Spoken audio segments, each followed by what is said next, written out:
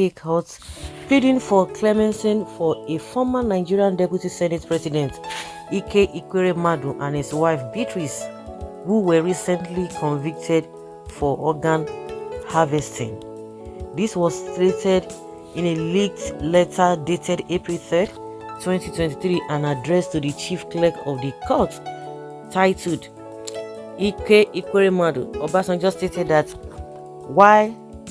while the Enugu West Senator's actions condemnable and unacceptable, he has contributed his quota to Nigeria's socio-political developments, and thus his punishment should take into account his past records of good deeds and the plight of the ailing daughter.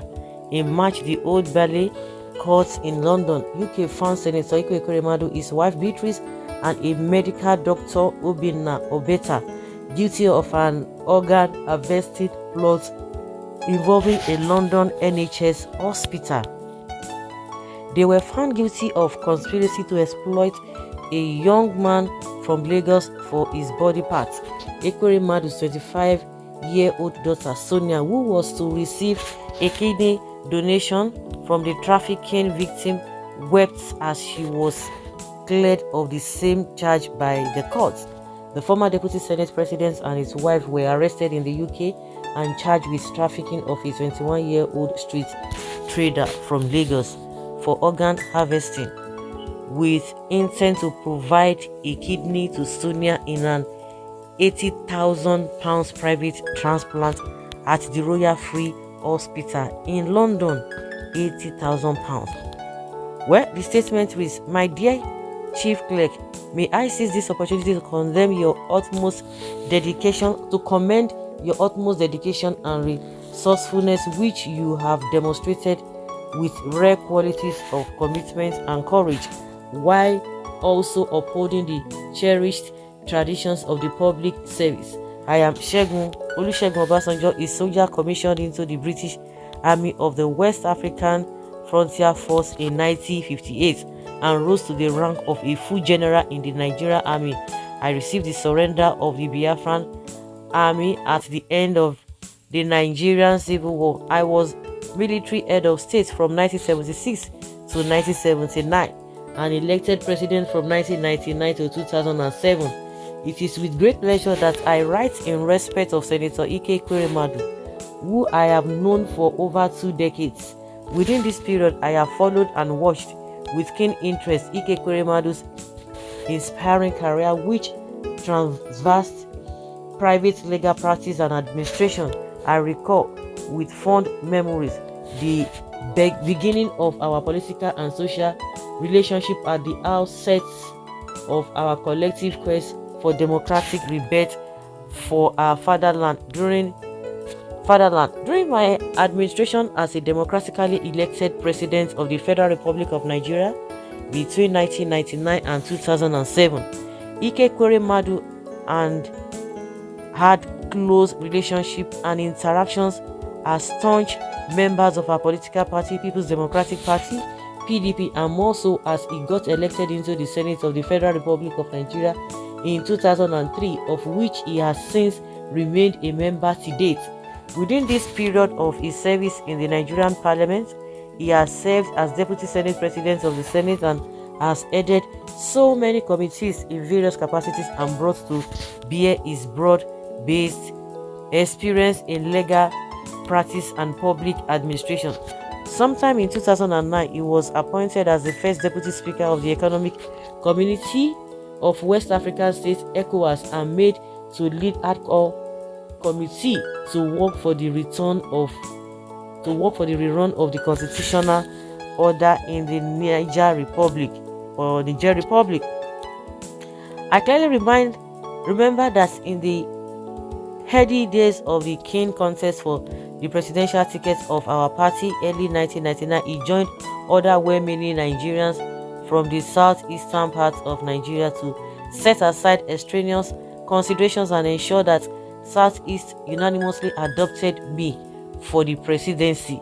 This was without regard to the fact that my closest competitor hailed from their part of the country. I truly cherish his God-fearing, passionate, moderate, and pan-Nigeria approach to national issues and developments in our multi-ethnic, multi-religious geopolity.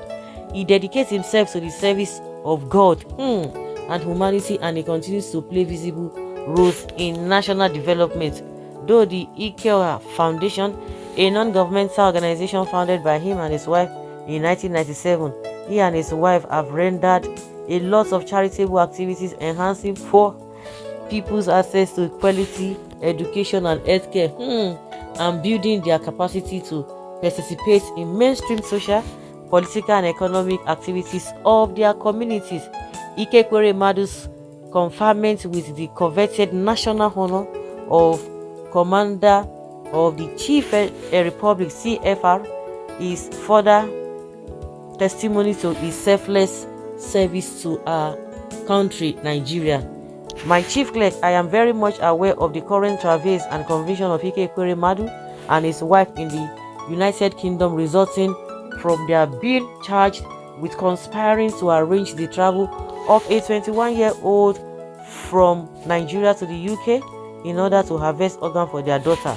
I do realize the implication of their action, and I dare say it is unpleasant and condemnable and can't be tolerated in any sane or civilized society. However, it is my fervent desire that for the very warm relations between the United Kingdom and Federal Republic of Nigeria, for its position as one of the distinguished senators in the Nigerian Parliament, and also for the sake of their daughter in question, whose current health condition is in danger and requires an urgent medical attention, you will use your good office to intervene and appeal to the court and the government of the United Kingdom to be magnanimous enough to temper justice with mercy and let punishment that may have come take their good character and parental instincts and care into consideration.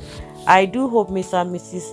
EKWEREMADU have learned from this distressing experience of theirs to guide their future actions or inaction, so they will continue to be outstanding members of their community and will continue to contribute fully to the good of the society in particular and the nation in general, the statement added.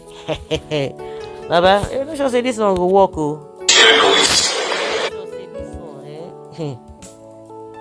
I know sure say this one it will work. This one, me, I know sure say this one it will work. This one, it get a bill. Really? Now, so it will work.